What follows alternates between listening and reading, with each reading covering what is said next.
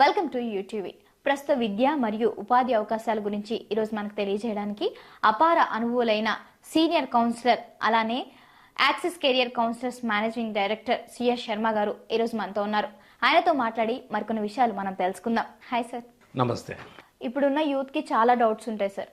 అసలు ఆ కెరియర్ని ఎలా ప్లాన్ చేసుకోవాలి, మోటివేషన్ అంటే ఏంటి, ఇలా చాలా డౌట్స్ ఉన్నాయి. వాళ్ళకి మీరు ఏం చెప్తారు సార్? ఓకే, అంటే డెఫినెట్గా మోటివేషన్ అనేది ప్రతి వాళ్ళకి అవసరమే. అంటే నాట్ ఓన్లీ స్టూడెంట్, ఇప్పుడు సమాజంలో మనము చాలామందితో మాట్లాడుతూ ఉంటాం. అంటే సొసైటీలో చాలామందితో మనం ఇంటరాక్ట్ అవుతూ ఉంటాం.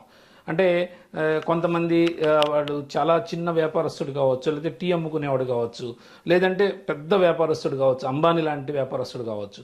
కానీ ప్రతి వాళ్ళ దగ్గర కూడా మనం కొన్ని స్కిల్స్ ఉంటాయి. అంటే టీ చేసుకున్నాడు, మంచి హార్డ్ వర్క్ చేస్తాడు పొద్దున్న సాయంత్రం దాకా. సో ఎవరితో అయినా అలాగే మాట్లాడతాడు.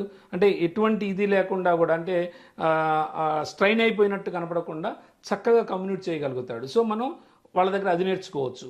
సో పెద్ద వ్యాపారస్తుల దగ్గర వాళ్ళు ఎలాగ మెయింటైన్ చేస్తారు, వాళ్ళ మేనర్స్ ఏంటి, ఆ మెయింటెనెన్స్ ఎలా ఉంటుంది, సో వాళ్ళని చూసినప్పుడు మనం నేర్చుకోవచ్చు ఎలా మాట్లాడతారు ఏంటి అనేది. సో ఇలాగా మనం సొసైటీలో మనం చాలా చేస్తూ ఉంటాం. చేస్తున్నప్పుడు సపోజ్ నేనే ఉన్నాను, సో రోజుకి నెంబర్ ఆఫ్ స్టూడెంట్స్తో మాట్లాడుతూ ఉంటా. సో మాట్లాడుతున్నప్పుడు ఆ స్టూడెంట్ అడ్మిషన్ తీసుకుంటాడా లేదా అనేది సెకండరీ, బట్ కెరీర్లో వాడికి నేను ఎంతమంది ఉపయోగపడుతున్నా అనేది చాలా ఇంపార్టెంట్. సో వచ్చినప్పుడు వస్తాడు, దాదాపు 15-20 మంది స్టూడెంట్స్ వస్తారు, మాట్లాడతారు, వెళ్తారు, తర్వాత రెస్పాండ్ అవ్వకపోవచ్చు. ఇలాంటప్పుడు ఏం చేస్తాను, నేను ఒకసారి ఫెడప్ అయిపోతా. అంటే ఏం చేస్తాం, అనవసరం, ఇది ఎందుకు, హాయిగా ఏదైనా కాలేజీలో జాయిన్ అయ్యామంటే హ్యాపీగా మనకు 1 lakh 1.5 lakh వచ్చేస్తుంది, ఎందుకు మనం ఈ కెరీర్ కౌన్సిలింగ్ అనేది మనకి ఎందుకని నేనే ఒక్కోసారి కొంత అలా డిప్రెస్ అయిపోతూ ఉంటా. అలా అయినప్పుడు సెల్ఫ్ మోటివేషన్ అంటాం. ఇది self motivation is very important. అంటే మనం ఒక మొబైల్ ఫోన్ కనుక ఛార్జింగ్ అయిపోగానే ఏం చేస్తాం, మళ్ళీ దాన్ని రీఛార్జ్ చేస్తాం, మళ్ళీ మామూలుగా అయిపోతుంది. సో మనకు కూడా ఆ ఛార్జింగ్ అనేది చాలా ఇంపార్టెంట్. అంటే అప్పుడేంటి, మనకి మనం కూడా మోటివేట్ చేసుకోవాలి. ఏ రకంగా చేసుకుంటాం, లేదు నేను చాలామంది స్టూడెంట్స్కి ప్రతిరోజు కౌన్సిలింగ్ చేస్తున్నాను, అందులో చాలామంది కెరీర్లో బాగా సెటిల్ అవుతున్నారు. సెటిల్ అయినప్పుడు వాళ్ళు చేసే ఫోన్ కాల్ అనమాట అది మనకి motivation. Sir I got 10 lakhs, sir I got 15 lakhs package అని ఇట్లా మనకు కాల్ చేస్తుంటారు మన స్టూడెంట్సే జాయిన్ చేసిన వాళ్ళు. అప్పుడు మనకి ఎలాగవుతాం, చాలా బూస్టప్ అయిపోతాం. మన పిల్లలు చేస్తే ఎంత ఆనందంగా ఉంటుందో అంతకన్నా ఆనందంగా ఉంటుంది అనమాట. ఇంత శాలరీ ప్యాకేజ్ వచ్చిందని ఎంబడే మోటివేట్ అయిపోతాం మనం. సో అది మోటివేషన్ అంటే. స్టూడెంట్కి కూడా ఎలా ఉంటుంది, అరే నువ్వు చాలా మంచి స్కిల్స్ ఉన్నాయి నీ దగ్గర, నువ్వు ఇంకొద్దిగా వర్క్ చేసావు అనుకో, నువ్వు చక్కగా బాగా సెటిల్ అవుతావు కెరీర్లో, నువ్వు కొద్దిగా బాడీ లాంగ్వేజ్ మార్చురా, నువ్వు మాట్లాడేటప్పుడు చాలా మాట్లాడుతున్నావు కానీ కొద్దిగా వాయిస్ పెంచు అని వాళ్ళలో ఉన్న వీక్నెస్ని మనం కొద్దిగా స్ట్రెంత్ చేసి ఇలా చేయి అని చెప్తే ఆటోమేటిక్గా స్టూడెంట్ అనేవాడు మోటివేట్ అవుతాడు. మోటివేట్ అయ్యి మన మీద కూడా వాడికి చాలా మంచి ఇంప్రెషన్ వస్తుంది. సో నెక్స్ట్ ఇంటర్వ్యూకి వెళ్ళినప్పుడు ఆటోమేటిక్గా క్రాక్ చేయగలుగుతాడు. అది మోటివేషన్ అంటే. సార్ ఇప్పుడున్న యూత్కి మెంటర్షిప్ గురించి వివరించండి సార్. అలాగే మెంటర్షిప్కి ఉన్న ప్రాధాన్యత ఏమిటి సార్? మెంటర్షిప్ అనేది బిజినెస్ స్కూల్స్లో అదొక అద్భుతమైన మెడిసిన్ చెప్పాలి అంటే. ఎందుకు అంటే, సో స్టూడెంట్ ఇప్పుడు అందుకే మనకి చాలా బిజినెస్ స్కూల్స్లో ఏమైనా ఉందంటే ఫినిషింగ్ స్కూల్ కాన్సెప్ట్ అని ఉంటుంది. ఫినిషింగ్ స్కూల్ కాన్సెప్ట్ అంటే లైక్ ఇది స్టూడియో అనుకో, ఇలాంటి స్టూడియో ఉంటుంది ప్రతి బిజినెస్ స్కూల్లో కూడా. ఆ స్టూడియోలోకి వెళ్ళిన తర్వాత వాడు ఆటోమేటిక్గా హెయిర్ స్టైల్ ఎలా ఉండాలి, సో ఎలాగ మనం ఎక్స్ప్రెస్ చేయాలి, అవతల వాళ్ళు చెప్తున్న సమాధానానికి మనం ఎలాగ మనం రెస్పాండ్ అవ్వాలి. సో ఇలాంటివన్నీ కూడా, అంటే ఒక ఇంటర్వ్యూకి వెళ్తున్నప్పుడు మనం ఏ రకంగా డ్రెస్ సెన్స్ ఉండాలి, అంటే ఎవరిని కలవడానికి వెళ్తున్నప్పుడు దానికి తగ్గట్టుగా, సో ఫంక్షన్కి వెళ్తున్నాం అనుకో ఎలా వెళ్ళాలి, ఇంటర్వ్యూకి వెళ్తున్నాం అనుకో ఎలా వెళ్ళాలి, సో ఒక పెద్దవాళ్ళని కలుస్తున్నప్పుడు వాళ్ళని మీట్ అయినప్పుడు ఎలాగ మాట్లాడాలి, ఇవన్నీ కూడా ఆ స్టూడియోలో వాడికి నేర్పుతారు. అంటే డెఫినెట్గా అంటే హెయిర్ స్టైల్ ఎలా ఉండాలి ఇవన్నీ కూడా నేర్పుతాడు. స్పెట్స్ ఎలా ఉండాలి, ఏ రకమైన స్పెట్స్ పెట్టుకుంటే వాడికి బాగుంటుంది, సో ఇవన్నీ నేర్పుతారు. ఈవెన్ చెప్పులు కూడా చాలామంది చూస్తుంటాం మనము, కొంతమంది చాలా నీట్గా టక్ చేస్తారు, అంతా బాగుంటుంది. బెల్ట్ చూస్తే అది మొత్తం పీలికలు అయిపోయి ఉంటుంది. సో అసలు అవతల వాడి చూసేవాడికి ఎలా ఉంటుంది అది, అంటే అఫ్కోర్స్ మనం అనుకుంటాం అంటే అక్కడ డబ్బులు ఉన్నాయా లేవా అనేది కాదు అక్కడ. సో డబ్బులు లేకపోతే 10 రూపాయల బెల్టే పెట్టుకోమనండి, బట్ యాక్చువల్గా అది నీట్గా ఉండాలి కదా. సో అలా వెళ్ళినప్పుడు కూర్చొని మాట్లాడుతుంటే ఆటోమేటిక్గా అవతల వాడికి ఏంటి, ఫోకస్ అంతా కూడా దాని మీదకే వెళ్తుంది, మాట్లాడుతున్నప్పుడు అక్కడికే వెళ్తుంది. అంటే మన గురించి వాళ్ళు డెఫినెట్గా అండర్ ఎస్టిమేట్ చేస్తారు. సో ఇవన్నీ కూడా మనకి చాలా ఇంపార్టెంట్. అంటే మేనేజ్మెంట్లో ఇవన్నీ కూడా చాలా ఇంపార్టెంట్. మనం పెట్టుకునే స్వెట్స్ కానీ, మనం వాడే చెప్పులు కానీ, మనం పెట్టుకునే బెల్ట్ కానీ, మనం టక్ చేసే విధానం కానీ, ఇవన్నీ చాలా ఇంపార్టెంట్. ఇవన్నీ కూడా బేరీజ్ వేసుకునే అంటే ఈ మెంటార్షిప్ అనేది అక్కడ మనకి స్టూడెంట్ అంటే ప్రతి ఈ 10-15 మందికి అంటే 8 to 10 స్టూడెంట్స్ బిజినెస్ స్కూల్స్లో అయితే ప్రతి ఎంబీఏతో పోల్చినప్పుడు పీజీడీఎంలో మెంటార్షిప్ అనేది చాలా పవర్ఫుల్గా ఉంటుంది. ఎందుకంటే ఇంటేక్ అనేది చాలా తక్కువ ఉంటుంది ఇక్కడ. అంటే మనకి ఎంబీఏ కాలేజీల్లో అయితే ఇంటేక్ కొద్దిగా అన్లిమిటెడ్గా ఉంటుంది. పెద్ద పెద్ద యూనివర్సిటీస్లో అనుకోండి 1000, 1500 అలా ఉంటారు. వేరే ఇన్ బిజినెస్ స్కూల్స్లో అట్లా ఉండదు స్ట్రెంత్. 120 లేకపోతే 160, 180 లేకపోతే 200 ఇంత మటుకే ఉంటుంది. అంటే ఇక్కడ ఫ్యాకల్టీ కూడా ఎలా ఉంటారంటే కంప్లీట్ ఇండస్ట్రీ ఓరియంటెడ్ ఫ్యాకల్టీ ఉంటారు. సో ప్రతి 8 to 10 మెంబర్స్కి ఒక మెంటార్ ఉంటాడు. మెంటార్ రెస్పాన్సిబిలిటీ ఏంటంటే ఇప్పుడు మనం అనుకున్నట్టే మోటివేషను అంటే స్టూడెంట్కి కావాల్సిన మోటివేషన్ ఇవ్వటము, అలాగే వాడి రెజ్యూమ్ చెక్ చేయటము, ఇంటర్వ్యూకి వెళ్తున్నప్పుడు రెజ్యూమ్లో ఉన్నటువంటి లోతుపాతులని చెప్పడం వాడికి, నెక్స్ట్ వచ్చేసేసి ఆ ఇంటర్వ్యూ ఎలా ఫేస్ చేయాలి అనేవి కొన్ని టిప్స్ చెప్పడం, ఇవన్నీ కూడా చూస్తాడు మెంటారు. ఎందుకు మెంటార్షిప్ అనేది ఎందుకు ఇంపార్టెంట్ అంటే ఇక్కడ సపోజ్ ఇప్పుడు ఇద్దరు ఉంటారండి, క్లోజ్ ఫ్రెండ్స్ ఉంటారు, ఇద్దరు సేమ్ మెరిటే, కానీ వీడికి వచ్చేసి అమెజాన్ ఒకటికి వస్తుంది, ఇంకోటేమో అక్కడ సెలెక్ట్ అవ్వడు. సో సెలెక్ట్ అయినప్పుడు వెనక్కి వచ్చినప్పుడు ఇద్దరు డిప్రెస్ అవుతాడు వాడిని చూసి. సో నేను ఇంతకంత బాగా అవుతాను కదండి, నాకు రాలేదు వాడికి వచ్చిందని. అప్పుడు మెంటార్ ఏంటంటే వాడిని కూర్చోబెట్టి ఇంటర్వ్యూ నువ్వు ఎలా చేసావు, సో నువ్వు ఎక్కడ బాగా చేయలేకపోయావు, ఏం పర్లేదు వాడికి ఇప్పుడు అమెజాన్ వచ్చింది, రేపు నీకు గూగుల్ వస్తుంది, అంతకన్నా పెద్ద జాబ్ వస్తుంది నీకు, అది పెద్ద విషయం కాదని చెప్పి వాడిని కొంత దాని నుంచి ముందు బయటికి తీసుకురావాలి. అంటే ఆ డిప్రెషన్ నుంచి స్టూడెంట్ని బయటికి తీసుకొచ్చి మళ్ళీ వాడిని యథావిధిగా ఉంచాలన్నమాట. అలా ఉంచితే ఏంటంటే నెక్స్ట్ యాక్టివేట్ అవుతాడు వాడు. సో నెక్స్ట్ ఇంటర్వ్యూ బాగా ఫేస్ చేయగలుగుతాడు.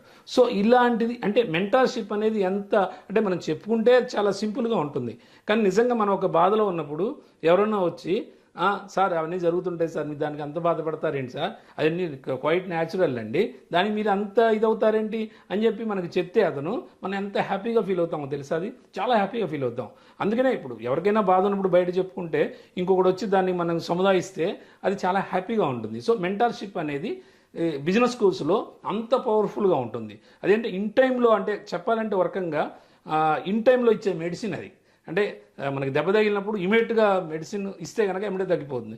అలాగే వాడు డిప్రెషన్లో ఉన్నప్పుడు మంచి మాటలు మాట్లాడి వాడిని మోటివేట్ చేయగలిగితే 100% చాలా బాగుంటుంది. ఇది మెంటర్షిప్ అంటే. సార్ మీకున్న నాలెడ్జ్కి అలాగే మీరు చాలా కంట్రీస్ తిరిగారు, ఎంతోమంది పీపుల్ని చూశారు, యూకే, యూఎస్ఏ, కెనడా, అక్కడున్న స్టూడెంట్స్కి మన ఇండియన్ స్టూడెంట్స్కి అంటే తేడా ఏంటి సార్?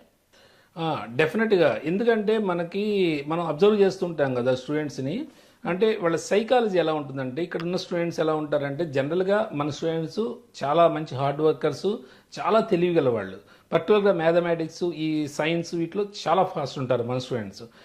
అదర్ కంట్రీ స్టూడెంట్స్ ఏంటారంటే టెక్నాలజీ పరంగా వాళ్ళు అంత పెద్ద ఇదిగా ఉండరు, మ్యాథమెటిక్స్ చాలా వీక్గా ఉంటారు.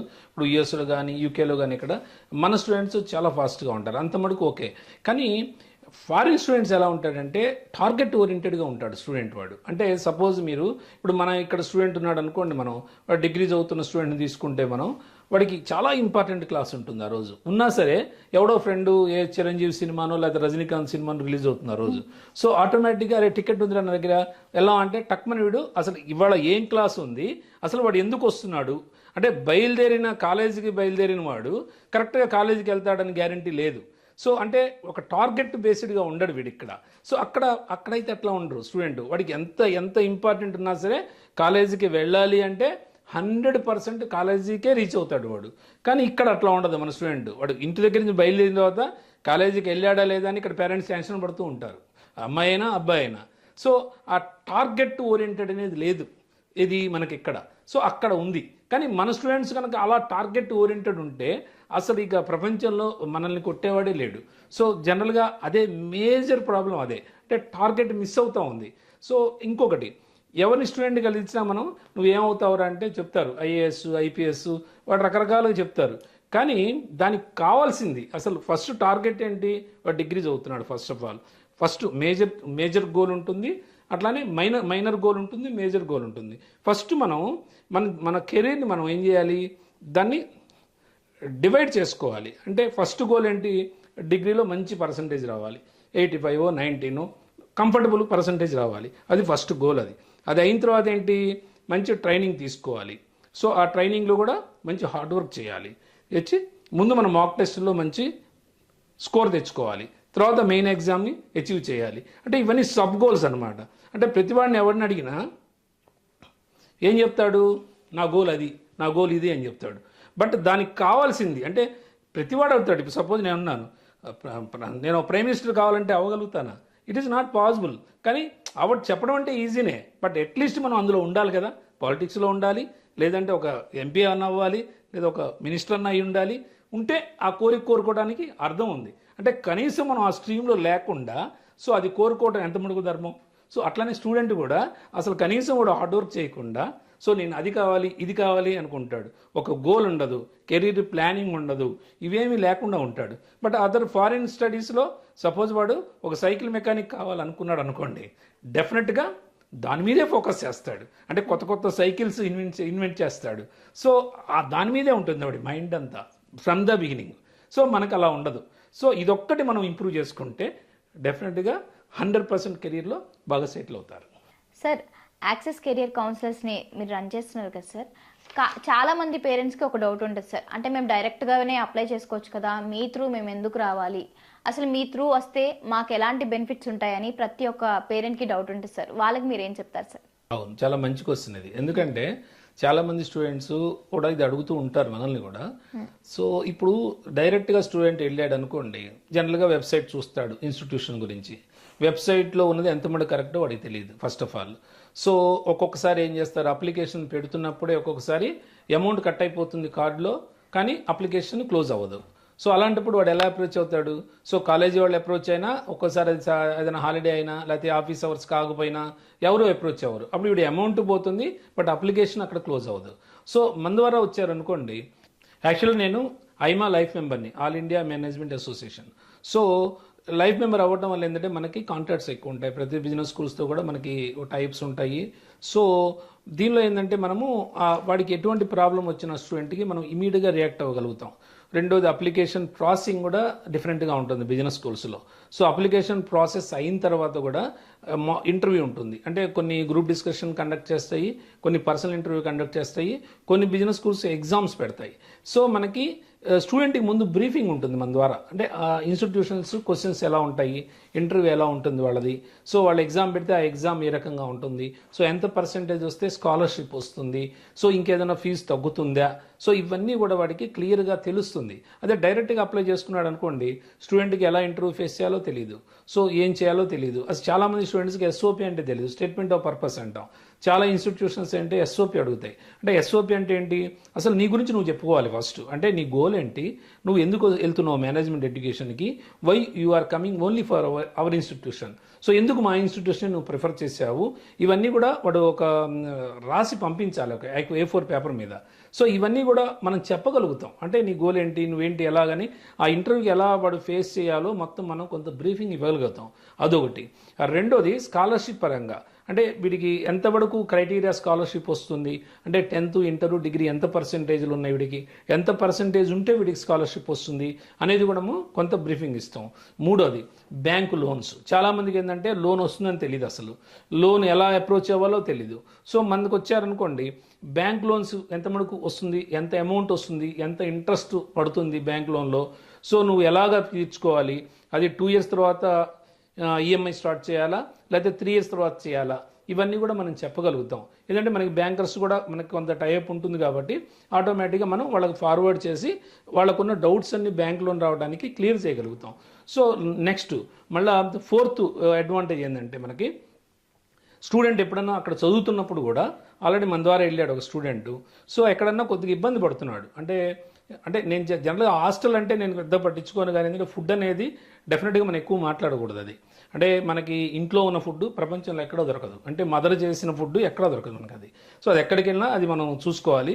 నేను ఫుడ్ గురించి ఎక్కువ ప్రయారిటీ ఇవ్వను, కానీ సో అకాడమిక్ పరంగా అంటే వాడికి ఒక ఫైనాన్స్ పేపర్ అర్థం కాకపోయినా, లేదా ఒక అకౌంటింగ్ పేపర్ అర్థం కాకపోయినా, సార్ నాకు ఇది ప్రాబ్లం ఉందని నాకు చెప్పగలిగితే నేను ఎమ్మడే వాడి ప్రాబ్లం నాకు చెప్తే, అంటే పర్టికులర్గా ఈ సబ్జెక్ట్లో నేను కొద్దిగా ఇబ్బంది పడుతున్నానంటే నేను పర్టికులర్గా ఆ బిజినెస్ స్కూల్ వాళ్ళతో మాట్లాడి, సో వీళ్ళు ఇలా ఫీల్ అవుతున్నారండి, కొద్దిగా మీరు ఒక్కసారి ఆ అకౌంటింగ్ సార్ చేత మళ్ళీ ఒక్కసారి చెప్పించగలిగితే బాగుంటుందని నేను కొద్దిగా రికమెండ్ చేస్తే వాడు కొద్దిగా అప్డేట్ అవుతాడు దానిలో. సో ఇవన్నీ కూడా స్టూడెంట్స్కి ఉన్న బెనిఫిట్స్. డైరెక్ట్గా స్టూడెంట్ వెళ్ళిపోయాడు అనుకోండి, వాడికి ఏ ప్రాబ్లం వచ్చినా ఎవరు పట్టించుకుంటారు? ఎవరు పట్టించుకోరు. ఎందుకంటే మేమంటే ఏంటి, ఇన్స్టిట్యూట్ మమ్మల్ని ఎందుకు పట్టించుకుంటుంది? సో మేము కొన్ని పర్టికులర్ ఇన్స్టిట్యూషన్స్ కొన్ని ప్రమోట్ చేస్తుంటాము. సో ఏదన్నా చిన్న డ్రాబ్యాక్ వచ్చినా సరే మనం ఆ ఇన్స్టిట్యూషన్ మనం ఎంకరేజ్ చేయము. సో మనకున్న ఫీడ్బ్యాక్. ఇంకా ఫైనల్ ఇంకోటి మెయిన్ ఇంపార్టెంట్ ఏంటంటే, మన స్టూడెంట్స్ ప్రతి ఇన్స్టిట్యూషన్లో చదువుతూ ఉంటారు ఆల్రెడీ. నువ్వు చూజ్ చేసుకున్న ఇన్స్టిట్యూషన్ కరెక్టా కాదా అని కావాలంటే ఎవరైతే చదువుతున్నారో వాళ్ళ ఫోన్ నెంబర్లు ఇస్తాం. సో ఆటోమేటిక్గా నువ్వు ఆ స్టూడెంట్తో మాట్లాడి కాలేజ్ ఎలా ఉంది, ప్లేస్మెంట్ ఎలా ఉంది అని కరెక్ట్గా కనుక్కొని నువ్వు అందులో వెళ్ళొచ్చు. సో ఇన్ని అడ్వాంటేజెస్ ఉన్నాయి మా ద్వారా వెళ్ళటం వల్ల. నువ్వు డైరెక్ట్గా వెళ్ళావంటే ఇవన్నీ మిస్ అవుతున్నట్టే కదా. సో అందువల్ల మీరు యాక్సెస్ కెరీర్ కౌన్సిలర్స్ ద్వారా అప్రోచ్ అవ్వగలిగితే డెఫినెట్గా నేను స్టూడెంట్ ముందు ఏ ఇన్స్టిట్యూషన్ వాడికి బాగుంటుంది, ఎంత బడ్జెట్, అంటే కొంతమంది ఉంటారు వాళ్ళకి అంత కెపాసిటీ ఉండదు, వాడు ఒక 7 లక్షలు 8 లక్షలు పెట్టుకోగలుగుతాడు, కానీ 20 లక్షల ఇన్స్టిట్యూషన్కి అప్లై చేస్తాడు. అంటే 20 లక్షలకి వాడు వెళ్ళలేడు.